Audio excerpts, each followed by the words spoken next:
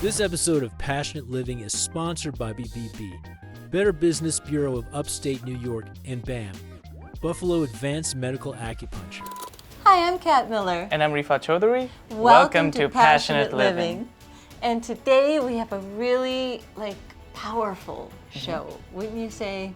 Very powerful show, very special show. Yes, very special show. I don't overuse that word at all. At all. Not at all. Welcome to this very special edition, a very special episode. Welcome to this very adequate episode of Passionate Living. I'm not allowed to say special. Some of our favorite behind the scenes moments with you this year, definitely with Camille. Oh my gosh, we have so much fun with Camille. Yeah. Which one? Yeah. Specifically. When we were on those go-karts and maybe she hit a car. I'm gonna bring this inside, Rifat, so I am not going to crash. Whoopsies, does this have reverse? I don't think so. But I love our new added member, Linguini. Oh, I think he's the star of the show for this season. He is, and we didn't put him as co-host on the credits for a lot of the shows. He was telling me today in the green room, it's a room that is painted green, but he was telling me that, he was very upset that he didn't receive billing. He isn't sure he got enough salmon, sashimi. I have my sweat, ow, I want my sweats back. They don't even fit you. And then one of my favorite episodes, obviously, I think for both of us, was the peace episode. Definitely. Oh my gosh. You and I, when we were editing, I still get tears in my eyes when I talk about it. When we were editing that piece, Rifat and I got so emotional. And it really is Rifat and I. We film, edit, host, produce, do everything with the show, just the two of us for the most part. And so we go through the highs and the lows. We have had a journey together. Yeah, we have climbed mountains. Yes. We've scratched our way up to the top. Do you remember, this reminds me, season 4, Chinatown. I was walking backwards in San Francisco with a gimbal. With thousands of people behind me. I don't know if I'm bumping into someone or something. Yeah, you got this, Rifat, and I'm filming. Everything you see on camera when we're doing a walk and talk, Rifat's usually walking backwards. There was a zoo episode too. Gosh, guys, slow down. I know, he was walking fast. I was trying And we're going uphill, I'm sorry. And then a couple of my other shows, I love when we were in California shooting. I just like when we're in California, I think we shine a lot in terms of you and me. People feel that energy, that this is a dynamic duo that we're working with here. Yes. And no matter what's thrown at us, we figure something out. Even if the shoots get canceled, if it's raining outside, we're okay, bring in the lights over here. We got this. We got 2 minutes. All right, we'll shoot for 1 minute. Come on, let's go. Right. It's always crazy. And everybody falls in love with Rifat. I have to tell you, Rifat, just like me, I fell in love with Rifat. He's my soul son, my contemporary. At first I mentored him, now he mentors me a lot of the time. And we're friends and we are business partners. We've done the whole gamut. So it has been my great joy, to work so closely with you. And then everybody that we go into, they just all love you. They all ask but about you. They mainly love you first, though. Oh, I don't know about that. I think it's you. I love Kat. And Michael Boddicker, when he was giving you advice. Oh, yeah. Remember, I was trying to tell you, he was looking at the camera. Don't sell out, Rifat. Don't sell out. He was we'll replay that footage right now. Whatever you do, where are you? Where's Riri, the camera? where are you? There's one right there. Whatever you do, Don't get a backup. Don't get a backup plan. Burn those bridges so you have nothing that you can do but go forward. That's whenever I talk to parents and they say, yeah, but he wants to be a songwriter, but shouldn't he have a backup plan? No. There were just so many. I know you loved editing the drifting segment because that's right up your alley. It's fast, it's cars, it's noise, it's Brum, brum. music. I mean, it's just a great time had by all. Incredible venue and That's great. the nicest host That's and great. interviewer And I wanna in the keep- world. I love so you. thank you very much.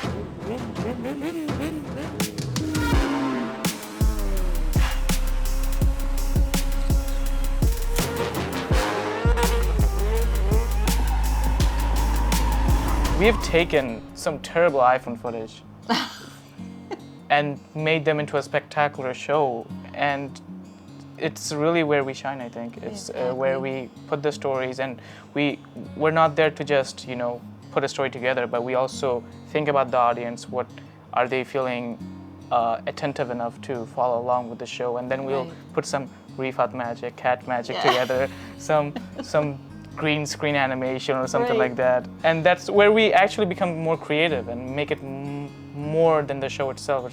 It's magical when we're in that moment together. Right. Right. When sometimes it's a little difficult. We'll have a hard time getting into the flow. The back and forth. And either Rifat will be grumpy, or I'll be a little off or tired, and we'll be like struggling. Somewhere in the middle, Rifat. Somewhere in the middle. Which I say about 100 times every show when we're editing. But somewhere in the midst of it, the magic kicks in for us. However much resistance we have in the beginning, the magic kicks in.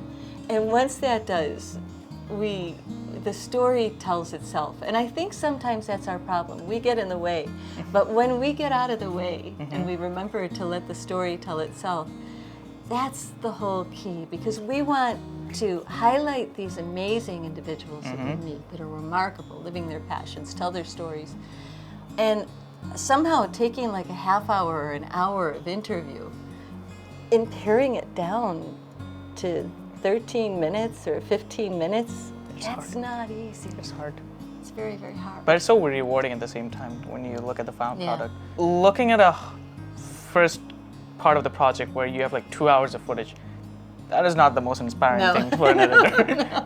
But once you go through that 2-3 revisions, and then it's condensed down into like these 10 minutes, and I'll show you one of my timelines, how the final timeline looks like. It's so rewarding to see that as an editor. Yeah, I look at your timelines are like something from a sci-fi movie. Right now, here, let me take a video of this. Look at the situation. Look, there's a camera there, there's a camera there, and there's a camera there. And there's no one behind these cameras. No Usually you would expect a sound person, a lighting person, a makeup person. I knew she was gonna say that. Nothing. Yep. So poor Rifat has anything. gotten to be a really good director by the end of these. Yeah, these I have a seasons. hairbrush in my bag all the time right now, so that she can brush her hair. Tell you how many times poor Rifat said to me, like, Rifat, did you not notice my hair is sticking up? But the shot looked beautiful, and I'm like, but I have to look good too. We spend, on average, per story that we tell, 30 hours? 30 to 40 hours. And then there will be special episodes like the Peace episode that takes 80 to 90 hours. And then there will be like really tight deadlines. The top shooting event, remember? Yeah. That was a powerful one. Oh, that is a powerful show. I did not realize that we had it in ourselves to produce a show in one day. It was intense. Rifat almost quit the business on that one. The next day I was after on the we floor were crying. done, he said, I don't think I want to do this for a living. But it was an intense show, because something that absolutely obliteratingly devastating that happened right in our backyard. And that's a lot in itself, to hold space for you guys, to hold space for myself, and to get the story. We were so blessed that the people that we spoke with, helping to bring some healing from that event, that was one of our most powerful stories. It was powerful, and it's not just the story itself, it's the fact that you have this whole situation where the news is telling you just the negative things to the whole world about this shooting event. And then we tried to take that negative event and turn it into a healing episode for the audience watching.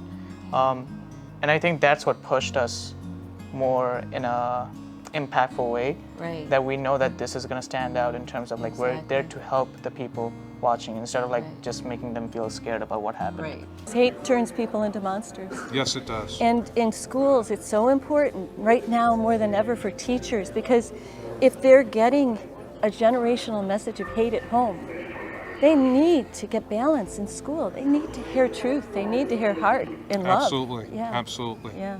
Love is the answer. Yeah. Oh, thank you. Thank you, Thank you Kat. so much. One of the highlights of Passionate Living is that we get these amazing stories, and we're not just there to just shoot and just share it, but we're there to actually come in the editing room and make this already powerful story an amazing story. Yes. You know, to be able, like you say, to tell a story, to take an hour or two of a conversation with somebody and to pare it down to maybe 15 minutes or less, and to really give the viewer the juice of who that person is, what they've done, keep it interesting, and wow, it's a challenge. Now, Kat, since we're at the end of this amazing chapter, not the book, of Passionate Living, do you have something to talk about this whole chapter of season 5? It has been, you know, the definition of passion is to suffer for what you love, what you believe in. And when I found out what the real definition was after I came up with a name a million years ago, I thought, oh, to suffer for what you love? But now I see the beauty in that, because this show is so much work. Like I say, for me it's a labor of love.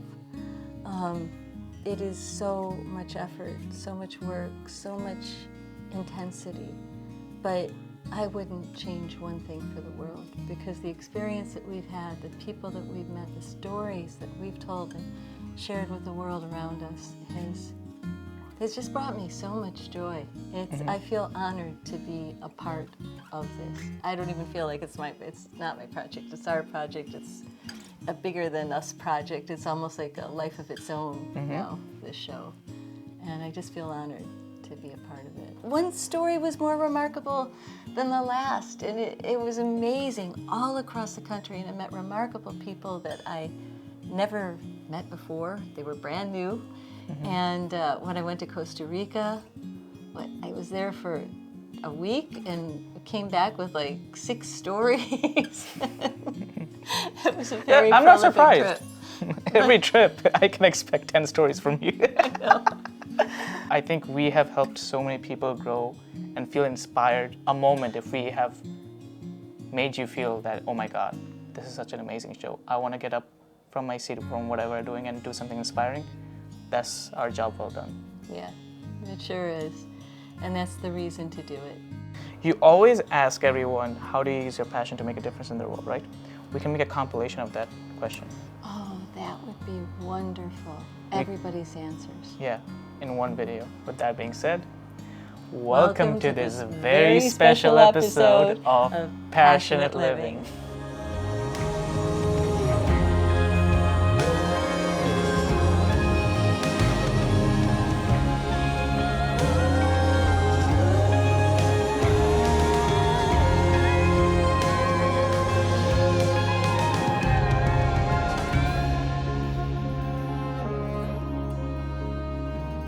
Now, what would you tell somebody that's watching? Because the whole premise of the show is to inspire people, whatever you're passionate about, start doing it and use that passion to change the world around you. Somebody's there and they're thinking about it, or they're also passionate about the environment or plants. What would you tell them to do to push them through that? On the most basic and simplistic way is like, what do you like to do? Do it more. Right. What do you not like to do? Stop doing it. You know, it's like, so like, you know, it seems so obvious, you know, yet people like, you know, they do jobs that they hate, or they're in marriages that aren't working, or they're live in a place that sucks, or, you know, it's like, and yet they just keep doing it. You know, next thing you know, they're 70 and it's like, whoa, what the hell just happened? Yeah. You know, I think it's really important to take a pause and hone in on what it is Right. that drives you and excites you, and try to figure out how can I do that more, and also figure out who out there is doing something that really inspires you, and how can you try to work alongside them, or Right. how can you surround yourself with people that are into what you're into, and yeah, take a pause and figure it out, you know, and stop. If you're doing things that aren't serving you, stop. Or if you're doing something that's not improving the world, then like reconsider. Obviously, we fall back on follow your heart, but you know, a lot of people don't know what that means. They don't get a sense of what their heart is telling them. I like to say, go where the joy is. Go where you really feel that spark that becomes a timeless thing for you. If you want to be artistic and you move into your art, and the next thing you know, it's been 4 hours. Take a look at what that is. Take a look at how that feels. Is there some way you can incorporate that into what makes you a living? Sometimes you can, and sometimes you can't. For somebody who wants to stay youthful, what are your 3 top things you would tell them to do? It's never too late. It's a mindset. Mm-hmm. All in the mind, right? Right. Because you have to remind yourself, don't you have to remind yourself sometimes, oh, you know, I'm X amount of age, I shouldn't be, you know, riding that motorbike. Yeah. You have to remind yourself because you're who you are, right? Right. Always. So it's a mindset. It's never too late. And anything that you pay attention to, and as women, we're nurturers anyways. Right. You have to do you just have to turn it around and do a little self-care and self-love. I got to change who I am because something was broken in my brain to lead me this way, and I need to be open to that process. And I said that, and then the next significant moment was, fast forward to, we're actually on the show, I'm running the mile as a 385-pound man in 3,000 feet above sea level in Santa Fe, New Mexico, and I wouldn't take a break. And I kept trying to like fight through it, and I was to the point where I was almost collapsing. I had fallen down a couple times. My trainer, Erica, who is one of the nicest, amazing human beings on earth, who I owe everything to. But Erica pulled me aside and she goes, stop pretending you know everything. Stop. You don't know everything. Let the people that know guide you and do their jobs. We know what we're doing. Mm-hmm. You need water, go get a water break. And I literally had that moment of like, she's right. What am I doing? Wow. And essentially the coach became the player. And then the final pivotal moment was being on stage in front of Bob, in front of my family, winning, and being able to look at my 3 boys, I'm literally growing up thinking about it, in the eye and know that their father accomplished something. Yeah, look, I learned the hard way a few years ago. We had a tragic accident where we had a pyramid we were training for to break a world record, and that pyramid collapsed. And I didn't even know if my sister was going to live at that point. And it came to the point where I was gripped by fear, not because of anything I went through physically, but because of the mental aspect of that walk and what it did, the toll it took on me. And I just wrote a book called Facing Fear, and it's all about the steps that I took. You know, one of the biggest things I learned is that you have to continue to move forward. So many people walk into fear and get gripped by fear and get stopped by fear and will not continue to move on. Also, complacency is a very dangerous one. So many people will get a job right out of school and they'll stick there because, hey, it's paying the bills. But I believe so many people give up on their dreams. They don't continue to pursue their dreams because of that complacency. And I encourage people not to quit your job, but continue to pursue your dreams and fulfill your lifelong dreams. It may be a different career path, it may be a different job. Don't give up on your passions and your dreams. They're in your heart for a reason. And if you don't go for your dreams, you don't have it anyway. You know, you've already lost it before you even started. And, you know, kind of in a nutshell, if someone is feeling afraid to truly follow their passionate life, truly follow their vision, I have an inspirational, motivational message. And the message is, you are going to die. Kat, you are going to die. So, you know, the question is not whether we're going to die. The question is whether I'm going to live. So if you're sitting there in fear, if you're sitting there like, oh, I want to do this, but I'm not sure, just, I say, meditate. Feel your death. Me, you, Bob Marley, Muhammad Ali, Bruce Lee, Oprah, we will all die. There is no escaping. When we die, we cannot go to God and say, God, please give me a refund. So I would ask everyone, if death came right now, would you be ready? If you knew the date and time of your death, would it change how you're living your life? Life gives no refunds. What would it take for you to live without any regrets? The excitement that I have in finding my own path over these years, and I think rediscovering it every day now, is that the path to alignment between your human body and the productivity that it would express and that sole purpose which is always unfolding, by the way. Our soul purpose is always right. Our soul purpose is always on its journey. The journey is always perfect. The stress comes when we think that we're disconnected from that soul purpose, and then we struggle and we get afraid that don't know what it is. You're already on your soul journey. You're already on your perfect soul path, and it may look traumatic, it may look lonely, it may look like all kinds of horrific traumas. That was your path to get you to this spot. And so surrendering, A, judgment on your own journey, B, letting go of the emotions that you put onto that journey and allowing yourself to be new today is really the beginning point of that reconciliation with self. And it's a remembering that you've always been connected to self that gets you that empowerment, I think, to go take that next step. And we need to start to let go of our sense of duty and responsibility and start to look for themes of joy, themes of pleasure. What brings light into your life? That's your path forward. And you will serve those around you much better when you're moving in joy and a sense of purpose than you will out of duty and responsibility. And so let go of duty and responsibility and surrender to the possibility that you already know your path, and that the next step is the obvious one that will be taken. And what will unfold then is with each step you'll gain trust in the fact that you are you, and you always have been you, and you are perfect, and you are a miracle, and you are manifesting the future that you and your soul are in agreement should come forward for you. So I look forward to seeing what you all produce. I'm glad to be part of your human experiment.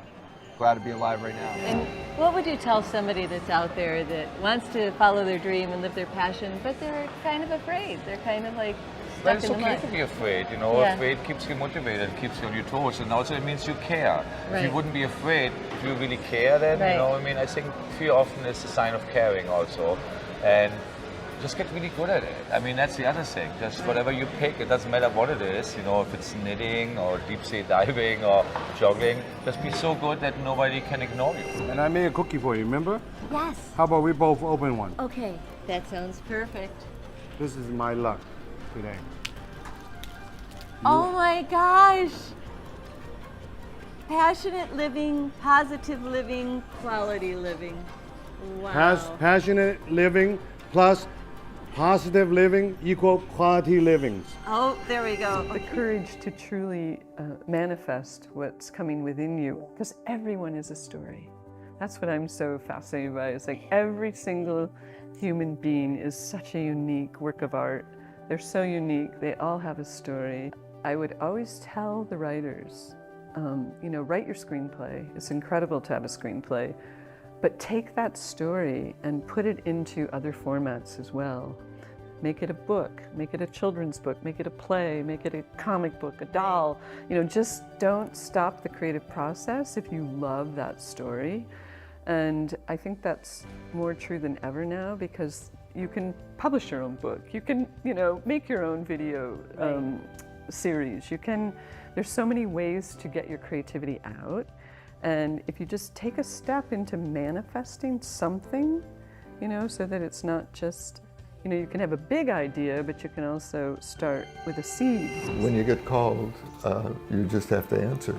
And I was called to music. I was called to psychology. I was called to sculpt. And now I'm called to write, because I'm really not doing any of that other than writing now. I'm just, that's my, you know, I wake up in the morning and write. I go to sleep at night, wake up in the middle of the night and write. And it's, I think passion is what keeps people young and gives people a reason to live. Exactly. And so I'm in it now. I'm 80 years old, and I'm ageless, because when you're in passion, you're ageless.